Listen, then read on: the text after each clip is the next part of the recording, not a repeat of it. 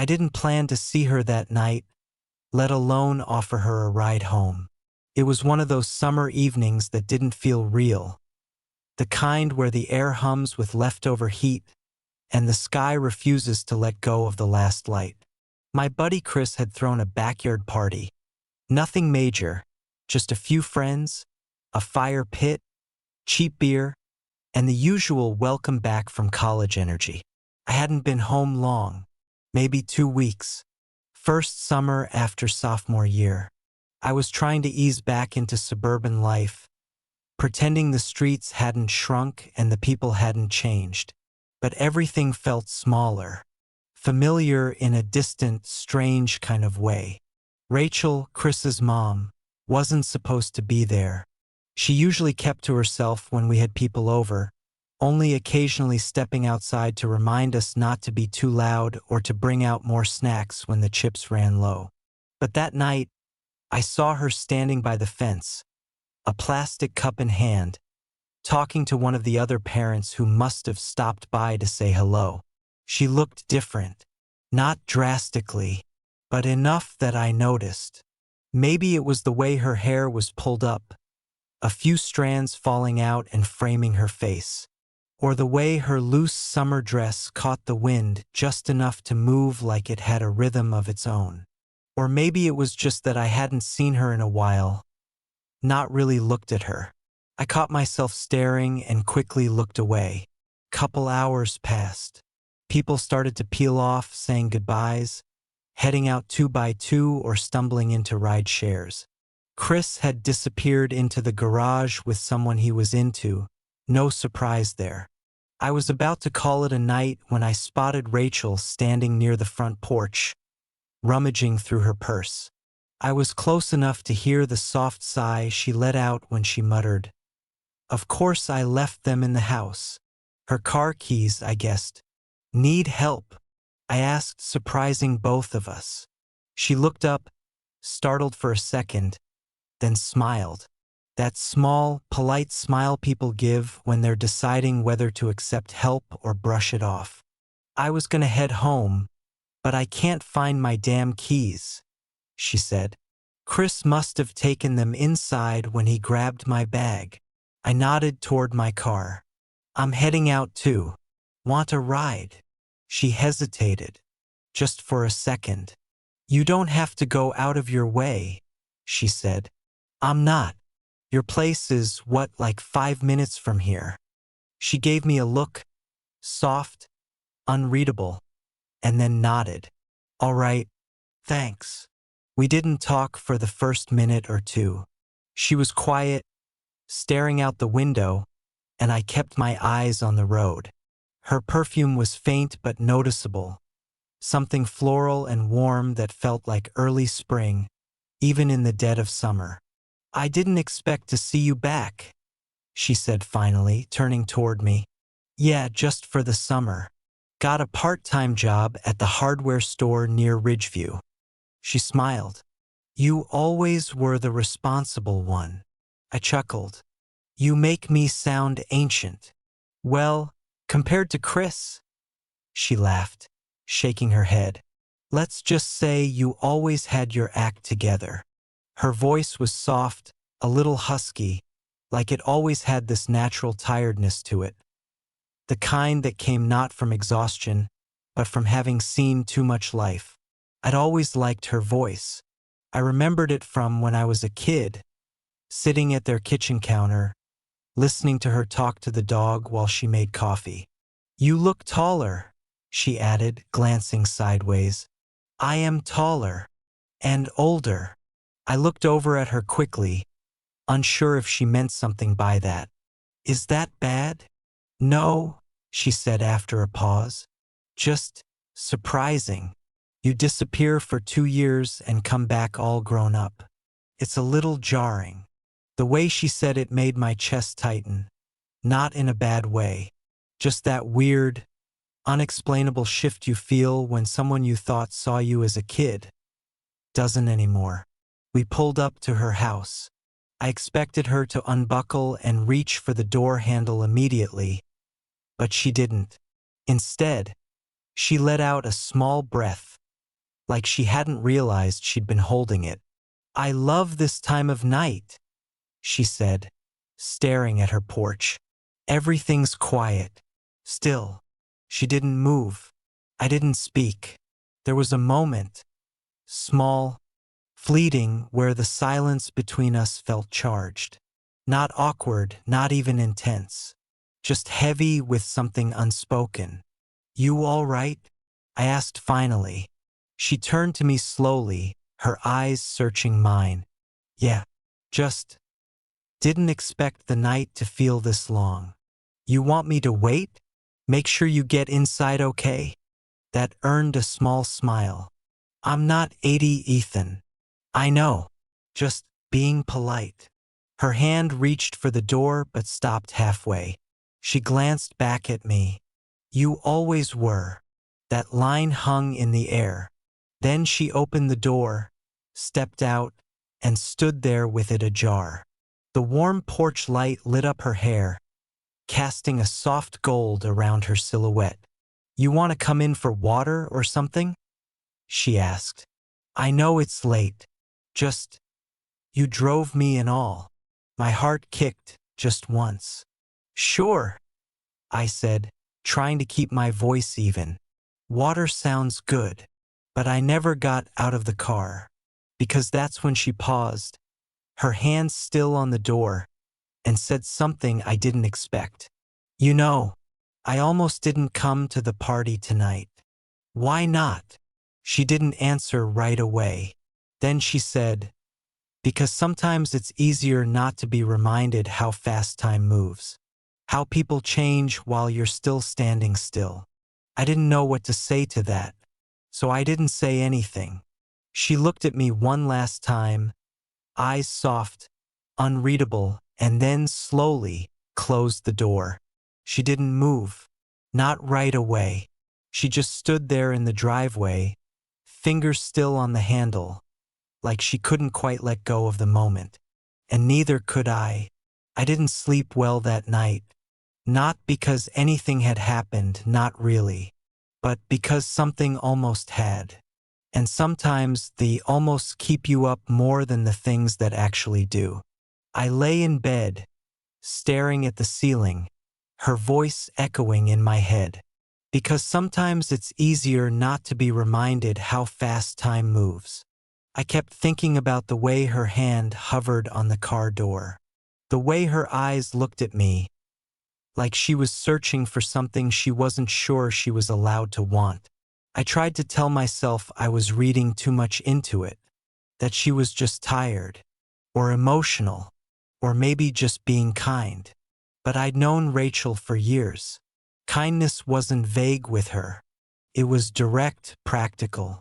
She'd make you a sandwich without asking, scold you for tracking mud in her hallway, give you $20 for gas like it was nothing. But this wasn't that kind of kindness. This felt like something else. I told myself to forget it. But memory isn't something you get to control. Not really. 3 days later, I saw her again.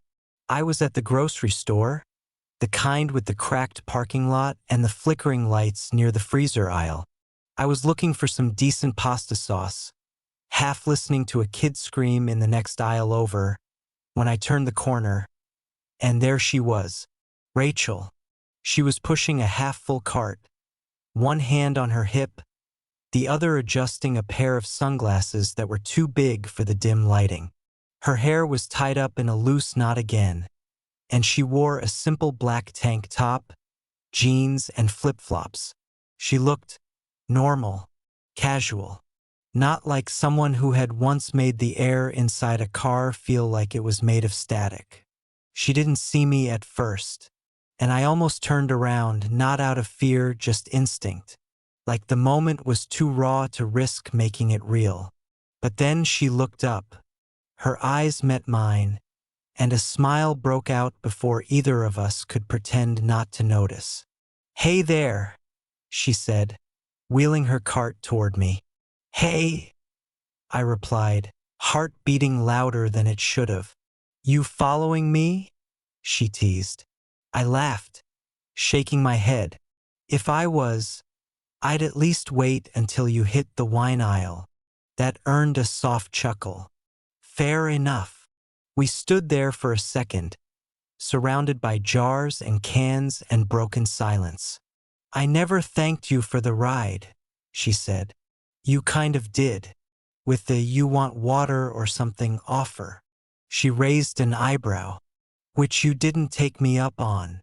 Felt like you needed the night to yourself. Her expression shifted, just barely, like I'd hit a truth she hadn't expected me to touch. I did, she said quietly. But it was still nice. Talking, I mean. I nodded. Yeah, it was. Another beat of silence. She looked at the shelf beside us and grabbed a jar of marinara, then glanced at my cart. Pasta night? Yeah, my specialty. Let me guess, spaghetti and spaghetti? I laughed. With grated cheese. If I'm feeling fancy. She rolled her eyes playfully. You're hopeless. Or resourceful, I countered. That smile again. Softer this time. She reached into her cart and pulled out a second jar. Try this one, she said, handing it to me. It's got a little kick to it. Not too spicy. Just enough to keep you awake. I took it, our fingers brushing as I did. There it was again, that spark. That tiny jolt that wasn't quite electricity, but close. I knew she felt it too. Her hand lingered for a half-second longer than it needed to. Just like mine had. Thanks, I said, voice low. She nodded, but didn't speak. The noise around us faded. For a second, it was just us. In the sauce aisle. Like two people in a world that had shrunk down to heartbeats and breath. Then someone bumped a cart behind her and the moment shattered. She stepped back. Well, she said, I should finish up before the lines get crazy. Yeah, me too. We both knew we weren't talking about groceries anymore. That night, I made the pasta. I used the sauce she picked. I even plated it like someone who cared about presentation, fork twirled, cheese shaved, not dumped. And then I sat at the table and didn't eat. I just sat there thinking about how it felt to be noticed by someone who used to know you when you were small. About how strange it was to feel tension with a person who had once helped you with homework or scolded you for sneaking soda from the fridge. About how someone could step out of a role in your life and into another without warning. I thought about her laugh. Her eyes. The way she'd said, you look taller.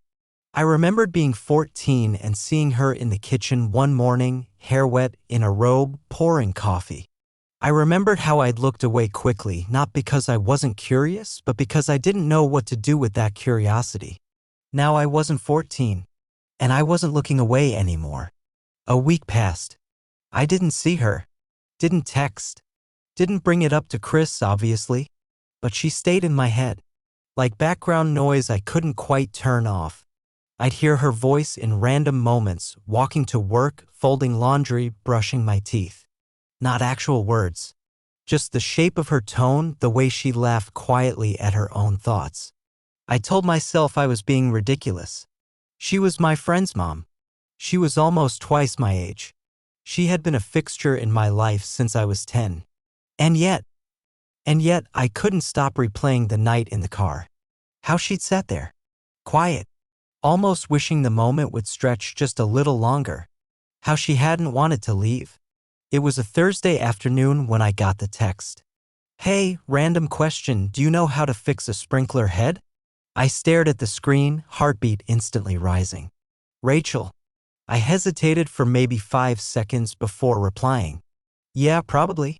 What's going on? Mine's going rogue. Shoots water at my window every morning like it's mad at me. Want me to swing by after work? A moment later. If it's not too much trouble. I didn't even think before answering. No trouble at all. That night, I stood at her front porch again. Same driveway. Same soft porch light. But everything felt different. Because this time she'd invited me. And this time, I wasn't just dropping her off. Her front door opened before I could knock. Rachel stood there, barefoot, wearing loose cotton joggers and a faded tee with a cracked print of some 90s band I didn't recognize. Her hair was pulled into a low bun, and her cheeks were slightly flushed, like she'd been moving around or laughing recently. "You're early," she said, almost smiling. "You said sprinkler emergency." I rushed over. She rolled her eyes playfully. "I never used the word emergency." "You implied it," I grinned. That earned a soft laugh, and she stepped aside, holding the door open. "Come in. Backyard's this way." I followed her through the house, past the living room I remembered from 100 sleepovers with Chris, where we'd built pillow forts, crashed in front of video games, and watched movies until we passed out. The furniture had changed. The lighting, too. But the layout was the same. Only now I wasn't following Chris. I was following his mom. The backyard was bathed in late afternoon sunlight.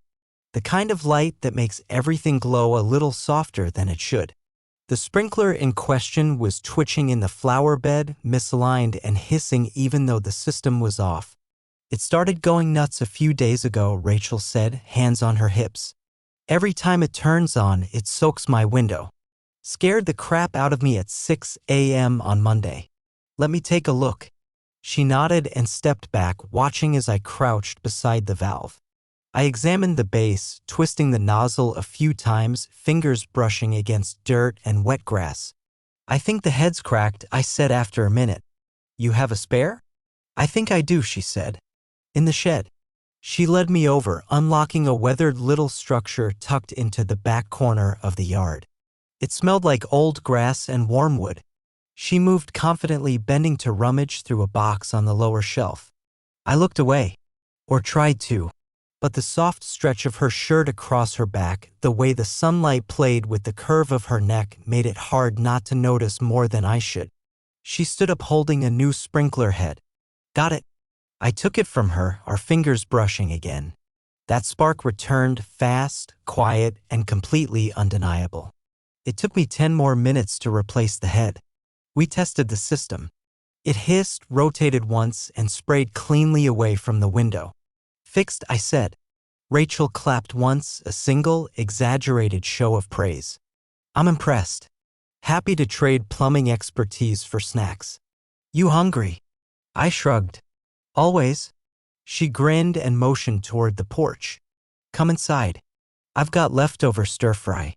Might be a step up from your pasta skills." "Anything is." She smiled over her shoulder as we walked in. "You know, you used to be such a picky eater. If something looked too green, you'd immediately say you were full." I was 7. Still counts. Inside, she reheated the food while I leaned on the kitchen counter. The room smelled like garlic, soy sauce, and something faintly sweet. A jazz playlist hummed quietly in the background, mellow saxophone notes floating between us. "You living with your parents this summer?" she asked. "They moved last fall. Downsized to a condo in Phoenix." "Oh. So you're on your own." "Rented a place near the library. It's quiet. Cheap.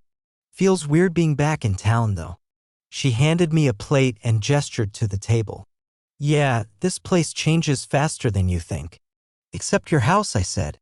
"It hasn't changed at all." Her eyes lifted. "Some things don't need to." We sat, ate, talked. She asked about college, about my major, my summer job. I asked about her work. She was still doing freelance copywriting, mostly from home. She liked it. Said the solitude helped her think. Somewhere between the second bite and third laugh, the conversation shifted. She set her fork down, looking at me with a softness I hadn't seen in years. "You know, it's strange," she said. "Having you here like this." "How so?" "You've been in this house 100 times. But this feels different." I nodded, unsure what to say. "You're not a kid anymore," she added quietly. "That makes 2 of us," I said, half smiling. She smirked, but her eyes didn't. They stayed on me, calm, serious, thoughtful. "You always looked at me like I was some kind of second mom," she said. "I was the snack lady, the homework helper, the ride to practice." "You were important," I said. "I still want to be," she replied, so softly I barely heard it. The silence that followed wasn't awkward. It was full, tense, electric. I felt her gaze on me, and for the first time, I didn't try to look away. After dinner, we stood side by side at the sink, rinsing dishes in the warm water. Her elbow bumped mine. Neither of us moved. "You want coffee?" she asked. "Sure." She started the machine. As it sputtered to life, she turned toward me. "My ex used to hate this smell," she said. "Coffee?" "Yeah," said it reminded him of early mornings and long drives. Said he preferred silence. "What do you prefer?" She looked up at me. "Conversations that mean something," she said. "And people who don't pretend not to feel what they're feeling." The words hung in the air. I nodded slowly. "I'm not pretending," I said. Our eyes met again. That familiar flicker. The invisible line that had been moving closer with every shared second. She handed me a mug, and our fingers met again. Only this time, neither of us pulled away. We ended up on the porch. The air was cooler now. Crickets hummed somewhere in the bushes, and a soft breeze rolled in over the fence. Rachel sat with one knee tucked up under her mug resting on her thigh. "I used to sit out here every night after Chris went to sleep," she said. "Glass of wine, old book, porch light on. It was the only time I felt like myself." "You didn't feel like yourself the rest of the day?" She shrugged. "Motherhood and marriage, they ask you to be someone all the time. It's easy to forget who you were before." I looked at her, really looked at her. "You seem more like yourself now than I've ever seen you." She met my eyes. "Maybe it's you who sees me differently." I didn't answer. Couldn't. She took a sip of her coffee, then added quietly, "Chris is at his dad's for the next 2 weeks." I nodded. She turned toward me fully now, the porch light casting shadows across her collarbone, her neck, her face. "I guess that means I can sit out here longer, without worrying about what he'll think." I understood what she meant, and what she didn't say. I set my mug down. She didn't move, and neither did I. The breeze had died down. There was something in the air now, not wind, not tension exactly. More like a stillness you only feel right before something happens. Rachel hadn't moved since I'd set my mug down. She sat facing me, legs folded under her, one hand wrapped loosely around her coffee, the other resting beside her on the wood of the porch swing. She looked calm, but her eyes told a different story. They were searching me not for answers but for permission. And for the first time, I realized something with complete clarity. She didn't know what to do either. This wasn't some plan. This wasn't seduction. This was two people sitting in the dark, unsure of the rules anymore. I reached out, slowly, not to grab her hand or touch her face or make some grand move, just to rest my fingers near hers, close enough that the distance between us became a choice. Her eyes dropped to my hand, then to mine, then back again. She set her mug down beside her with a quiet clink. And then, without a word, she moved her hand over mine. Her fingers laced through mine slowly, deliberately, like she'd thought about this already, maybe more than once.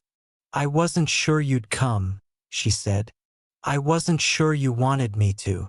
She exhaled, a small, nervous breath that said more than anything she could have spoken. "I'm not good at this," she said softly. "At what?" "Letting someone see me." "You let me see you a long time ago," I said. She looked down. "That was different." "Why?" "Because back then you were just a kid, and I was safe." That hit harder than I expected. "You think I don't know what this is?" "I think you don't know what it could be," she whispered. I didn't respond. Not immediately.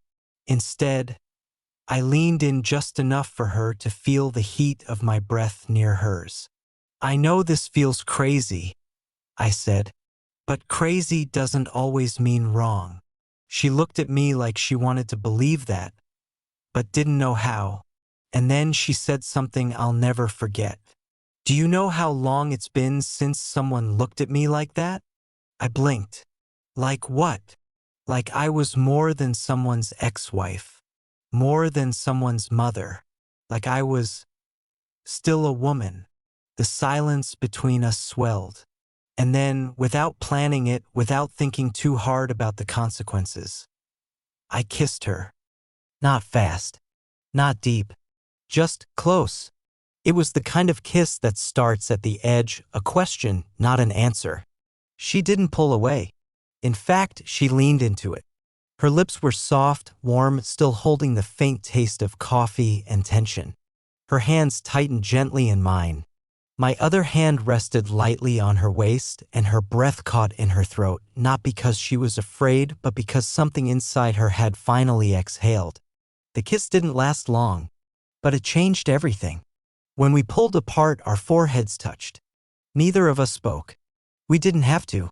Her fingers traced mine, slow, thoughtful, like she was trying to memorize the moment. I shouldn't want this, she said softly. But you do. She nodded barely. I do. I kissed her again. This time slower. Deeper. She responded instantly, hands finding my face, pulling me in like she was afraid I'd disappear if she let go. Her lips moved with a kind of desperate patience, like she wanted this but was still testing how real it was. When we finally paused, she leaned back and whispered, "Come inside." Her house felt different. The lights were low. The hallway quiet. Our footsteps soft, deliberate. She led me upstairs, not rushing, not speaking. Just walking ahead of me, barefoot, her hand trailing along the wooden railing like she was grounding herself. Her bedroom door opened with a familiar creak. I'd never been inside before, not even as a kid. It had always been off-limits, the private space where grown-up things lived. Now, I was stepping into it like I belonged there. The room was dim. A bedside lamp cast a golden pool of light across the duvet. The bed was neatly made, the sheets pulled tight, a book face down on the pillow like someone had planned on reading but never got past the first few pages. She turned to face me, standing at the foot of the bed. Neither of us moved. She lifted a hand to her hair, undid the clip holding it, and let it fall. Her curls tumbled down, soft and natural. Then, slowly, she reached for the hem of her shirt. I stepped forward and stopped her hand. "Only if you're sure," I said. She looked at me with something between gratitude and ache. "I'm more sure this than I've been about anything in years." We didn't rush. There was no urgency, no frenzy. Just exploration.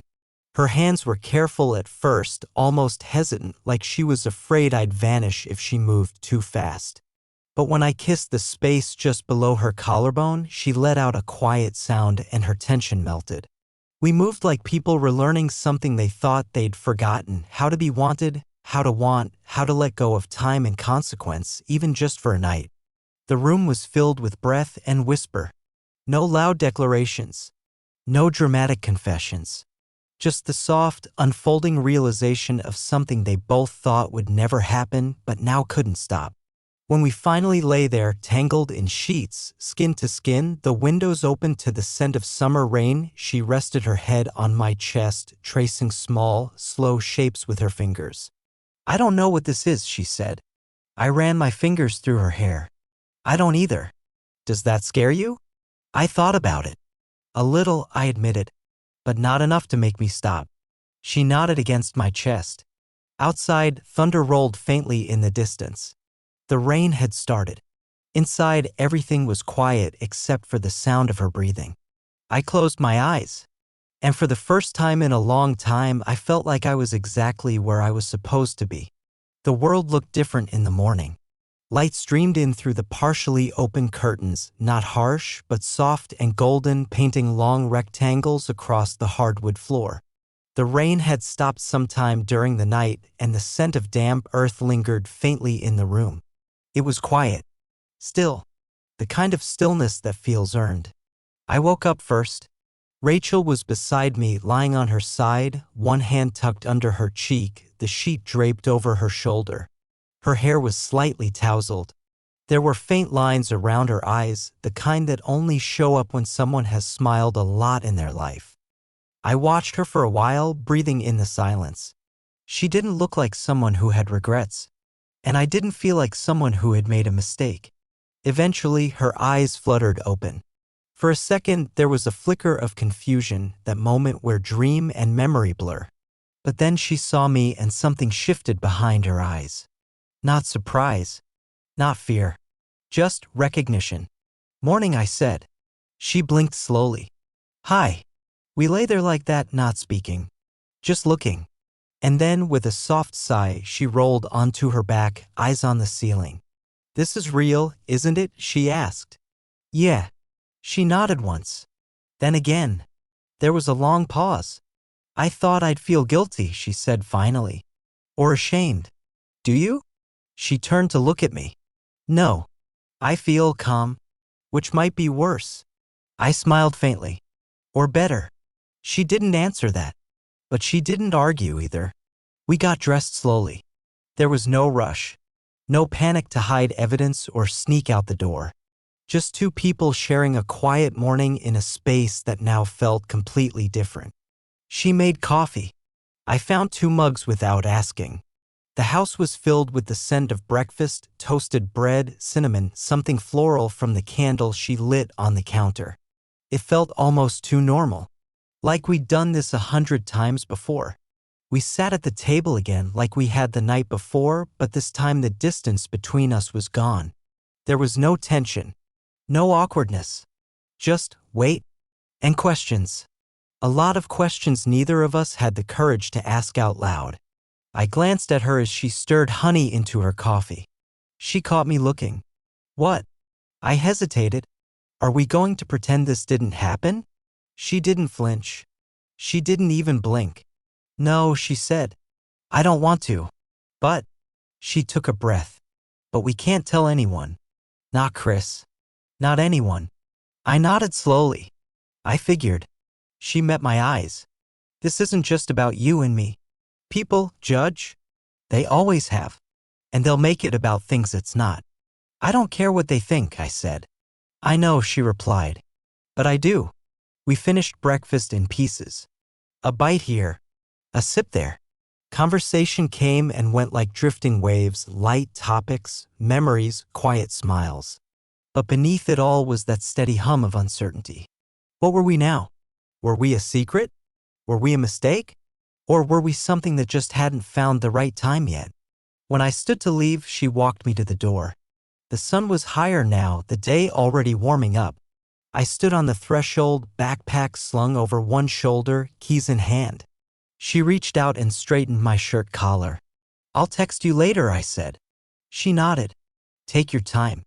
I didn't know if she meant the text or the space, but I walked to my car with a strange kind of peace. My thoughts weren't spiraling. My heart wasn't racing. What happened the night before hadn't shattered anything. If anything, it had settled something that had been quietly building for a long time. That week, I kept my distance. Part of me wanted to text her. Every day. To relive what happened. To make it real again. But the other part of me, the part that still wasn't sure how to define what we were, knew we both needed a moment to breathe. Still, she stayed with me. In my head. In the shape of her voice. In the way she'd said my name in the dark. I walked past the aisle in the grocery store where we'd first run into each other. I drove by her street without meaning to. I woke up some nights remembering the way her hand had rested on my chest like she was anchoring herself to something real. It was Saturday when I saw her again. I hadn't told her I was coming. I didn't need to. The porch light was off, but a window upstairs glowed dimly. I parked across the street, sat there for a few seconds, collected myself. Then I got out. The air was thick with summer heat, the kind that makes your shirt cling to your back before you've taken 10 steps. I walked up the drive, my footsteps deliberate. I knocked once. The door opened moments later. She stood there barefoot, her hair damp, skin still glistening from a shower. A robe tied loosely around her waist. Her eyes were unreadable, soft, yes, but cautious too. We didn't say anything for a while. Then I spoke. I couldn't stop thinking about you. Her breath hitched. I tried to give it space. I thought maybe it was just a moment, just something we both needed once and could forget. I stepped forward, but it's not going away. She looked at me, searching again, measuring something. I don't want this to be a mistake, she said. Then don't let it be. I don't know what this means. We'll figure it out. Her voice cracked, just slightly. I'm scared. I am too. She opened the door wider, and I stepped inside. The weeks that followed didn't feel like a fairy tale. There were no grand declarations, no running through the rain, but there were stolen evenings, long drives on empty roads, silent dinners where every glance meant more than the food, shared books, shared jokes, shared silences. We didn't talk about the future. Not yet. But we also didn't run from what was already here. It wasn't just about attraction. It wasn't rebellion. It was connection. Unexpected. Messy. Real. One night, as we lay on her couch, a movie playing in the background neither of us were watching, she whispered, "You know this can't last forever, right?" I didn't answer right away. Then I said, "Maybe not. But it doesn't mean it didn't matter." She looked at me. "It matters," she said.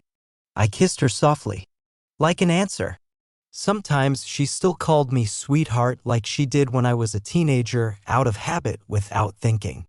We both smiled when she did, because we both knew. I wasn't a kid anymore, and she was never just my friend's mom. She had become the one thing I never expected. The person who saw me completely and let me see her back. And no matter what came next, that would always be ours.